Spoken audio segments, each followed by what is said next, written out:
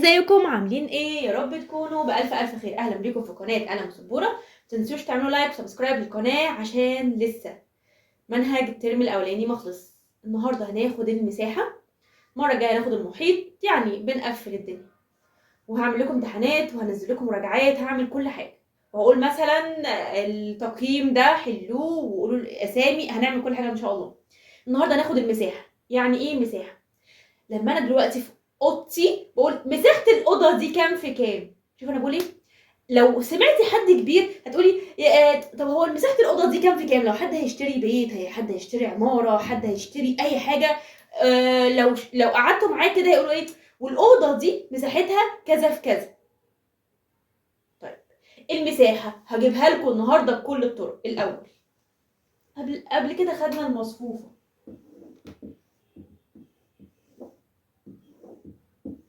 اللي هي قلنا الصفوف في الأعمدة، عدد الصفوف في عدد الأعمدة، هي دي المساحة. يا سلام، والله. عدد الصفوف كام؟ ادي 1 2 يا مس. عدد الأعمدة 1 2 3 4 5 6. وطبعا احنا حاطين جدول الضرب ولازم يتحفظ. يبقى المساحة دي أول طريقة بتساوي 2 في 6. يا مس أو 6 في 2 ما هو عادي. لا، الصفوف في الأعمدة بس ما مش هتفرق معايا شوية كمان. هقول لكم ليه ما قلت 6 في 2؟ ما هياها. لا، 2 في 6. طيب 2 في 6 بيساوي كام؟ 12. 12 ايه؟ 12 سنتيمتر مربع. دي كلها تتكتب كده، 12 سنتيمتر مربع. دي أول طريقة. الطريقة التانية، المساحة اللي كلكم بتحبوها بس انا معرفش ما بحبهاش يعني. تاني حاجة، عدي كده المربعات اللي من جوه. المساحة حاجات من جوه مش من بره. المحيط هو اللي هقول لكم خلينا بره بس، لكن المساحة من جوه من جوه. المرة الجاية هشرح لكم المحيط وبطريقة سهلة جدا.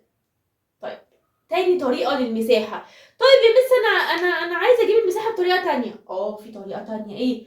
1 2 3 4 5 6 7 8 9 10 11 12. هنعد المربعات. ايه ده هي نفس الناتج 12 سنتيمتر مربع.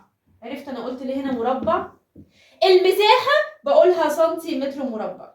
المساحة بقول لها سنتيمتر مربع مش سنتيمتر بس. المحيط هقول لكم المساحة سنتيمتر مربع. طيب دي طريقتين. تالت طريقة معايا. الطريقة الأولانية فيها حاجة؟ لا. المساحة جبنا عدد الصفوف وعدد الأعمدة وضربناهم في بعض والنتيجة طلعت. الطريقة التانية هم 4 طرق. الطريقة التانية عدينا المربعات. طيب أنا برضو هقول لكم حاجة قبل ما ندخل في الطريقة التانية. طيب يا مس، لو جالنا الشكل ده مثلا،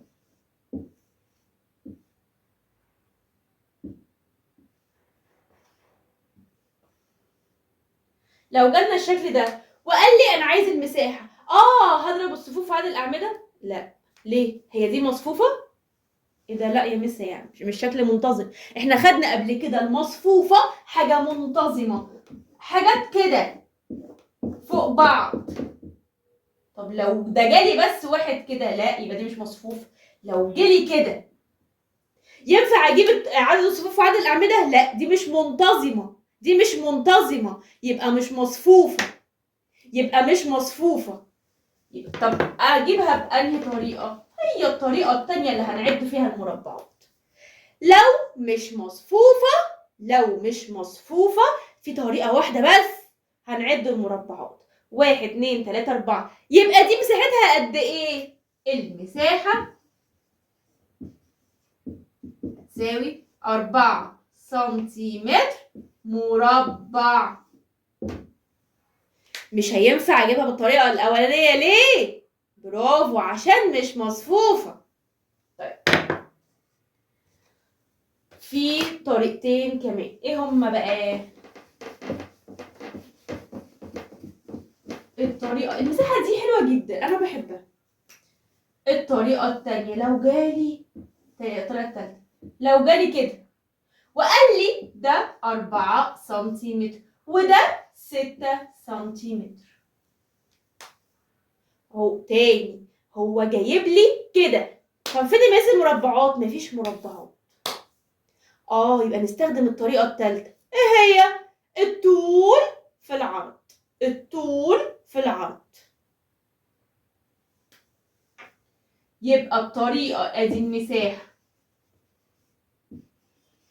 هتساوي الطول في العرض 4 في 6 أو 6 في 4 دي عادي مفيهاش أي مشكلة. 4 في 6 أو 6 في 4 عشان هنا إيه؟ مفيش مربعات مفيش أي حاجة دي مش مصفوفة فعادي 4 في 6 أو 6 في 4 هي 4 في 6 ب24. 24 إيه؟ سنتيمتر مربع. ما تنسوش الكلمة دي أرجوكم. سنتيمتر مربع. تاني أول طريقة يا مس اللي هي بتاع المصفوفة اللي هي عدد الصفوف في عدد الأعمدة ماشي. تاني طريقة هنعد المربعات ماشي. تالت طريقة عدد اللي هي لو جايب لي كده ده موجود الطول كام والعرض كام هنشوف هنا كام 4 سم هنا 6 هنضربهم في بعض زيها زي المصفوفة اللي هي عدد الصفوف في عدد الأعمدة هي دي. طيب برضو في نفس الطريقة نفس الطريقة التانية برضو في نفس الطريقة مش جايب لي ارقام خالص وقال لي انا عايز المساحه. مش جايب لي ارقام خالص وقال لي انا عايز المساحه. هنجيب مسطرتنا. هجيب لكم المسطره عشان اوريكم بتقيسوا ازاي عشان كله بيتلخبط فيها. هوريكم بتقيسوا ازاي. دي طبعا هنلاقيها كبيره جدا ماشي انا ممكن اصغرها عشان انا عايزه اوريكم احنا بنقيس ازاي بالمسطره. مثلا كده هجيب شكل صغنطوط عشان ايه المسطره تجيب حاجه كويسه. بصوا انا بعمل ايه من اول صفر. من اول صفر انا المسطره عندي هنا من اول صفر. استنى اوضحها لكم اكتر. من اول الصفر. في مساطر تانية الصفر بتاعها بادئ من اول هنا. انا هبدا من اول هنا. هو اللي قايل لي كده اهو ده الصفر. حاضر ادي اهو من اول الصفر هعمل. مش هعد حاجه. مش هعد هو اللي عامل لي. يعني ما تقولش 1 2 3 لا ما تعملش اي حاجه. من اول الصفر ادي ده كام ده 5 سنتيمتر. هو جايب لي دي فاضيه ودي فاضيه. طب ما انا عايزه اجيب المساحه اعمل ايه؟ اشوف الطول كام والعرض كام. دي كام؟ قلنا 5. هكتب قدامها هو هيعملها لي مثلا نقط هنا هيبقى 5. طب وهقيس بقى اللي فوق كام؟ من اول الصفر 12 سنتيمتر. طبعا انتوا ممكن تلاقوا الارقام دي او اقل منها برضو شويه عشان في الكراسه هتكون اصغر من هنا. طيب المساحه بتساوي 5 في 12 يساوي. انا مش فاكر 5 في 12 بكام. طيب هقول لك طريقه برضو حلوه. 5 في 11 ب 55. احنا قلنا اي حاجه مثلا 5 في 1 ب 5. 5 في 11 55. 6 في 11 66. 7 في 11 77. طيب 5 في قبل ال 12 كام؟ 11 55. طب انا في جدول كام؟ جدول 5 يبقى زود 5 بعد ال 55 56 57 58 59 60. 60 سنتيمتر مربع. 60 سنتيمتر مربع. انا جبت المساحه من مستطيل ما فيهوش اي حاجه. تاني الطريقه الاولانيه الصفوف اللي هي الصفوف في الاعمده. الطريقه الثانيه هنعد ولو ما فيش صفوف وما فيش اعمده والشكل مش منتظم يبقى هنعد بس. تالت طريقه دي مش جايب لي مربعات ومش جايب لي مصفوفه. جايب لي ده كام سنتي وده كام سنتي. برضو الطريقه الثالثه لو ما جابليش ده كام سنتي وده كام سنتي انا اللي هجيبهم. الطريقه الرابعه اخر طريقه وانا بحبها. الحساب سهل بس عايز شوية تركيز، مش اكتر ولا اقل. طيب الطريقة الثالثة اللي هي بالتجزئة. يعني ايه بالتجزئة؟ مساحة هنقسم المصفوفة. بص بقى، بص بقى يا عم، ادي ده كده المساحة عن طريق التجزئة. يعني ايه التجزئة؟ هو الأول كام صف في كام عمود؟ 1 2 3، ادي 3 في الأعمدة كام؟ 1 2 3 4 5 6 7، 3 في 7 هيساوي. بيقول لي ايه؟ جزأ لي يعني قسمهولي. قسم لي المستطيل ده او المصفوفة دي، قسمها لي. لو هو جايبها لي، ركزوا، لو هو قال لي انا هقسمها كده، انا قسمتها، هما كلهم كانوا قاعدين في بيت واحد، راح بعد كده كل واحد بقى لا معلش هنقسم بقى البيت ده عشان اتخانقوا. طب هنعمل ايه؟ هو انا جيت جنب الصفوف، انا ماليش دعوه بده، ده كانه مش موجود معايا. المصفوفه دي بقت كام؟ خلاص هتقعد في البيت. 1 2 3، ادي 3، ده قوس، فتحنا القوس عشان قاعدين في بيت لوحديهم، زائد 1 2 3، 3 قصدي 3 في، ماشي، 3 في 3 تاني. هنا كام صف في كام عمود؟ ادي 3 في كام عمود؟ في 3، 3 في 3 زائد، هنعمل دي خلاص، دول برضو في البيت بتاعهم كام؟ تعالى نجيبها من هنا، ما هي دي 1 2 3، 3 في كام عمود؟ 1 2 3 4. تاني، لما اقول لك هات لي المساحه عن طريق التجزئه، جزأتها.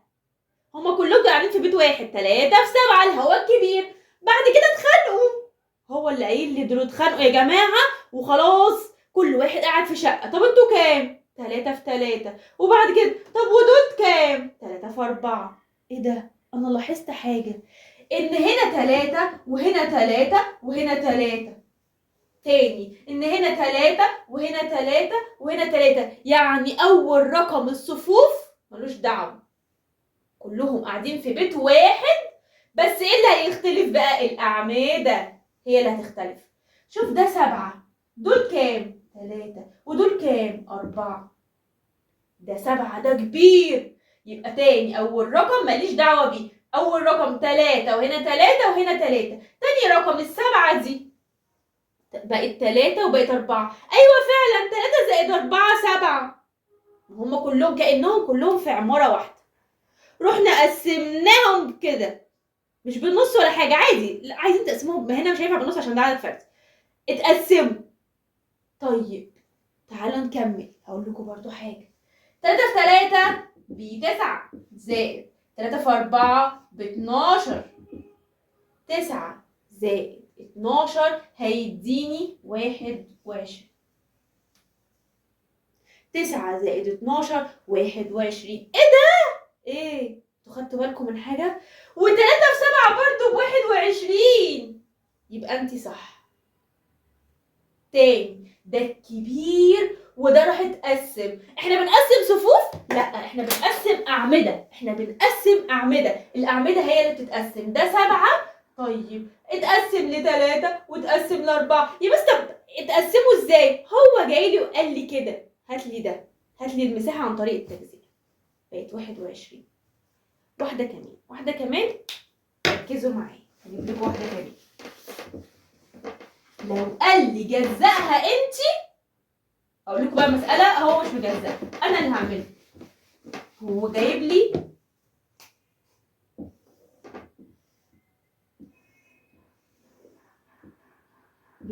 مستطيل القمر ده،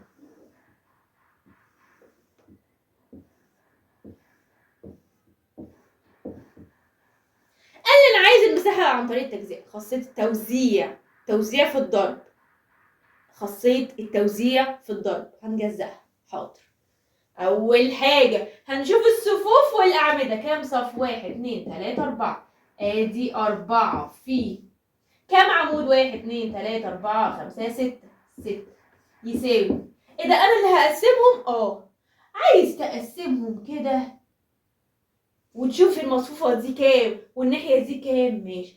عايز تقسمهم في النص، ماشي. بس انا خلاص انا حابة كده، انا هقسمهم كده، ماشي. خلاص دول كده اتقسموا، هيقعدوا في بيت لوحديهم. الاربعة هي وبرضه عايزة افهمكم الاربعة متقسمتش ليه اهو. 1 2 3 4، انا كأن دي مش موجودة. 4 في الأعمدة كام؟ 1 2 3 4 5 زائد برضو الرقم الأولاني مش بقى جاي جنبي. 4 في كام ده؟ 1. ايه ده؟ فعلا 5 زائد 1 6. ادي الزائد اهي. 5 زائد 1 6. هنا الكبير هما كلهم قاعدين مع بعض، بس بعد كده قالوا لأ، كل واحد هيروح بقى في مكان غير التاني. انتوا أشقية أوي. بقت دول 5.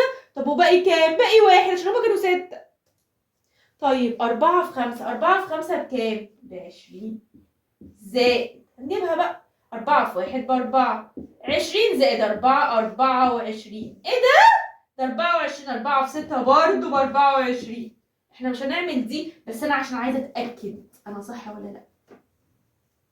24 سنتيمتر مربع. فهمتوا؟ طب يا مس لو جالي في الاختياري، ممكن ما يجيليش كده، يجيلي في الاختياري بيقول لي هات لي الرقم ده. هو جاي لي كده بس بيقول لي هات لي الرقم ده ومن غير ده كمان. يلا بيقول لي يا حاج في رقم هنا ناقص كام؟ عشان ماشي في هنا رقم ناقص. ايه ده؟ ايه بس هنعرفها ازاي؟ ده مش اي حاجه. احنا قلنا الرقم الاولاني اهو، دي بتاع التجزئه. الرقم الاولاني موجود هنا وموجود هنا. الرقم التاني هنا كان 6، هنا 2 6. 2 بس هما اللي مشوا، يبقى باقي كام؟ بقى 4. لازم الرقم التاني ده زائد ده يساوي ده. الرقم التاني تاني لو ده 8 وده الرقم التاني 5، يبقى الرقم ده كام؟ ادي الرقم الاولاني اهو 4 و4 و4 وهنا 5. يبقى باقي كام؟ 8 عشان ده كبير. 8 خدنا منها ال5، يبقى باقي كام؟ باقي 3 تاني. طب بقى ده اللي مش موجود وماشي، وده اللي موجود. دول اتجزأوا. طب هما دول، ده بيكون ده الكبير، ده الكبير ده قبل ما يتجزأ او قبل ما كل واحد يروح في حتة. هنجمع، برافو. ادي 6 وادي 3. 6 و3 كام؟ 9. انا ملاحظة حاجة، الرقم الاولاني ما جتش جنبيه. يعني لو ده هنا مش موجود عادي، ما هنا 4 وهنا 4 وهنا 4 في كل حتة في الرقم الاولاني 4. تمام كده. انا خلصت كل حاجة عن المساحة، كل حاجة تقريبا، كل حاجة عنها. ماشي، متنسوش تعملوا لايك سبسكرايب للقناة. يلا باي.